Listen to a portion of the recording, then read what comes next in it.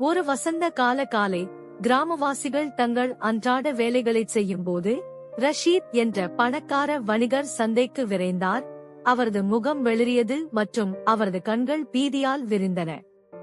காணப்படாத அச்சுறுத்தலில் இருந்து தன்னை பாதுகாத்துக் கொள்வது போல் தனது ஆடையை இறுக்கமாக பிடித்துக் கொண்டு கூட்டத்தின் வழியாக தள்ளப்பட்டார். முல்லா நஸ்ருதீன், ரஷீத் கூவினார். அவரது குரல் அவசரமாக நடுங்கியது. ஒரு பெரிய குங்குமப்பூ மரத்தின் கீழ் அமர்ந்திருந்த முல்லா நஸ்ருதீன் தனது காலை தேநீரை குடித்து அமைதியான புன்னகையுடன் பார்த்தார். Good morning Rasheed. இப்படி ஒரு இக்கட்டான நிலைக்கு உன்னை இங்கே கொண்டு வந்தது எது? ரஷீத் தனது மூச்சை பிடிக்க சிரமப்பட்டு விளக்கினார். நான் எனது விலைமதிப்பற்ற மோதிரத்தை இழந்துவிட்டேன். இது பல தலைமுறைகளாக கடந்து வந்த ஒரு குடும்ப பரம்பரை சொத்தாகும். நான் அதை என் பாக்கெட்டில் வைத்திருந்தேன். இப்போது அது போய்விட்டது. நான் அதை கண்டுபிடிக்க வேண்டும், அல்லது நான் என்றென்றும் வெட்கப்படுவேன் என்று கூறினார். முல்லா நஸ்ருதீன் தனது தேநீர் கோப்பையை கீழே வைத்து எழுந்து நின்றார். அமைதியாக இருங்கள் ரஷீத். பீதியடைவது உங்கள் மோதிரத்தை கண்டுபிடிக்க எங்களுக்கு உதவாது. சொல்லுங்கள், கடைசியாக பார்த்தபோது நீங்கள் எங்கே இருந்தீர்கள்? ரஷீத் சிறிது நேரம் யோசித்தார். நான் சந்தை வழியாக நடந்து சென்று கடைகளை ஆய்வு செய்து கொண்டிருந்தேன். பழ விற்பனையாளரின் கடைக்கு அருகில் என் பாக்கெட்டில் அதை உணர்ந்தது எனக்கு நினைவிருக்கிறது. ஆனால் அது எங்கு சென்றது என்று தெரியவில்லை என்றார். முல்லா நஸ்ருதீன் சிந்தனையுடன் தலையசைத்தார். பரவாயில்லை. உங்கள் படிகளை திருப்பி ஏதேனும் தடயங்களை கண்டுபிடிக்க முடியுமா என்று பார்ப்போம். இருவரும் சந்தையின் வழியாக நடக்கத் தொடங்கினர். ரஷீத் தான் பார்வையிட்ட ஒவ்வொரு இடத்தையும் சுட்டிக்காட்டினார். மோதிரத்தை யாராவது பார்த்திருக்கிறார்களா என்று அவர்கள் விற்பனையாளர்களிடம் கேட்டனர். ஆனால் யாரும் பார்க்கவில்லை. அவர்கள் பழ விற்பனையாளரின் கடைக்கு அருகிலுள்ள இடத்தை அடைந்தபோது ரஷீத் மேலும் கவலையடைந்தார். அது இங்கே எங்காவது இருக்க வேண்டும். ரஷீத் கூச்சலிட்டு வெறித்தனமாக சுற்றிலும் பார்த்தார். முல்லா நஸ்ருதீன் தரையை கவனமாக கவனித்தார். பின்னர் கடைக்கு அருகில் ஒரு சிறிய துளை இருப்பதை கவனித்தார். அவர் முழங்கால் படியிட்டு அதனுள் உற்று பார்த்தார். மோதிரம் இந்த துளைக்குள் விழுந்திருக்கலாம் என்று அவர் கூறினார். நாம் அதை தோண்டி எடுக்க வேண்டும்.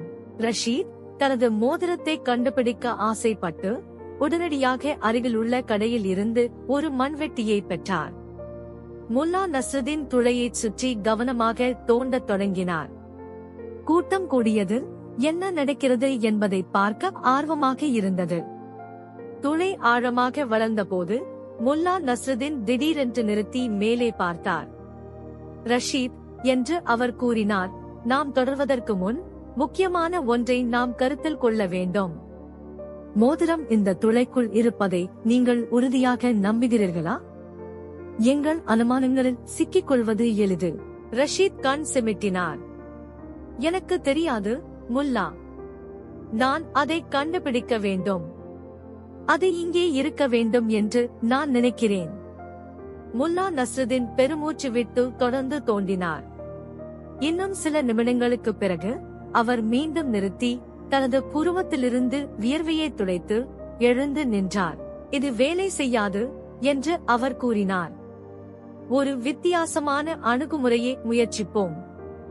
எல்லோரும் தயவு செய்து அப்பகுதியை விரிவுபடுத்தி கவனமாக தேடுங்கள். நாம் முழுமையானதாகவும் முறையானதாகவும் இருக்க வேண்டும். உதவி செய்ய ஆர்வமாக இருந்த கிராமவாசிகள் சந்தையை தேடி ஒவ்வொரு மூலை முடுக்கிலும் தேடத் தொடங்கினர். மணிநேரங்கள் கடந்தன. ஆனால் மோதிரம் மழுப்பலாகவே இருந்தது. கடந்து செல்லும் ஒவ்வொரு நிமிடமும் ரஷீதின் முகம் மேலும் மேலும் மனச்சோர்வடைந்தது.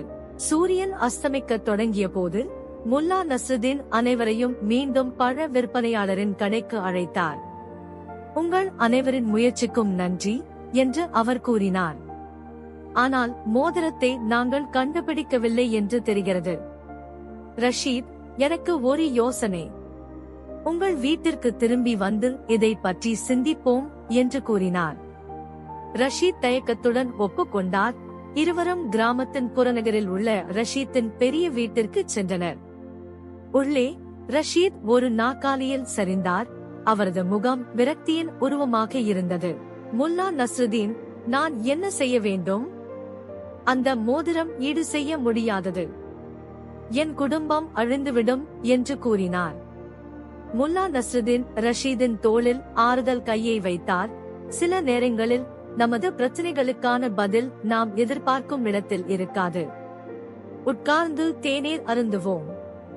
ஒருவேளை ஒரு கணம் அமைதியாக இருப்பது இன்னும் தெளிவாக சிந்திக்க உதவும். அவர்கள் தேநீர் அருந்த அமர்ந்தபோது முல்லா நஸ்ருதீன் ரஷீத்தின் ஆடம்பரமாக அலங்கரிக்கப்பட்ட அறையை சுற்றி பார்த்தார். அவரது கண்கள் ஒரு அலமாரியில் ஒரு சிறிய அலங்கரிக்கப்பட்ட பெட்டியின் மீது விழுந்தன. அவர் எழுந்து அதை நோக்கி நடந்து சென்றார். ரஷீத், இது என்ன பெட்டி என்று கேட்டார் முல்லா நஸ்ருதீன். ரஷீத் நிமிர்ந்து பார்த்தார். அண்ணா, அப்படியா? அது ஒரு காப்பு பெட்டி. நான் சில நேரங்களில் சிறிய மதிப்புமிக்க பொருட்களை அதில் வைத்திருக்கிறேன். ஆனால் மோதிரம் அங்கு இல்லை.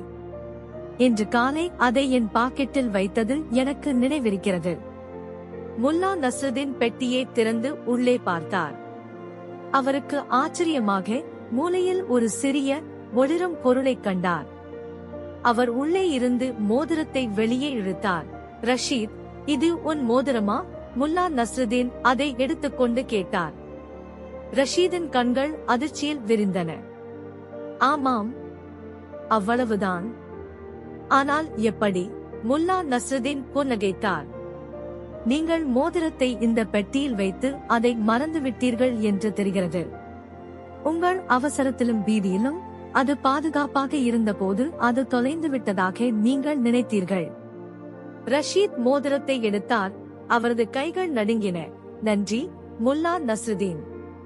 நீங்கள் என்னை ஒரு பெரிய துயரத்திலிருந்து காப்பாற்றினீர்கள் என்று கூறினார். முல்லா நஸ்ருதீன் தலையசைத்தார். சில நேரங்களில் நாம் நமது உடனடி அச்சங்களில் அதிக கவனம் செலுத்துவதால் எளிய தீர்வுகளை புறக்கணிக்கிறோம். முடிவுகளுக்கு செல்வதற்கு முன்பு அமைதியாக இருப்பது மற்றும் விஷயங்களை சிந்திப்பது முக்கியம். ரஷீத் நன்றியுணர்வுடனும் தாழ்மையுடனும் எதிர்காலத்தில் இன்னும் கவனமாக இருப்பேன் என்று உறுதியளித்தார். முல்லா நஸ்ருதீனுக்கு மீண்டும் நன்றி தெரிவித்த அவர் பொறுமை மற்றும் தெளிவான சிந்தனையின் முக்கியத்துவத்தை நினைவூட்டுவதற்காக கதையை மற்றவர்களுடன் பகிர்ந்து கொள்வதாக சபதம் செய்தார். முல்லா நஸ்ருதீனின் புத்திசாலித்தனமான தீர்வு பற்றிய செய்தி கிராமம் முழுவதும் பரவியது. இது அவரது புராணத்தை மேலும் அதிகரித்தது. முல்லா நஸ்ருதீன் இழந்த மோதிரத்தை கண்டுபிடித்த நேரத்தை பற்றி கிராமவாசிகள் அடிக்கடி பேசினர். இது அவரது ஞானத்திற்கும் துன்பத்தை எதிர்கொள்ளும் போது அமைதியாக இருப்பதன் மதிப்பிற்கும் ஒரு எடுத்துக்காட்டு.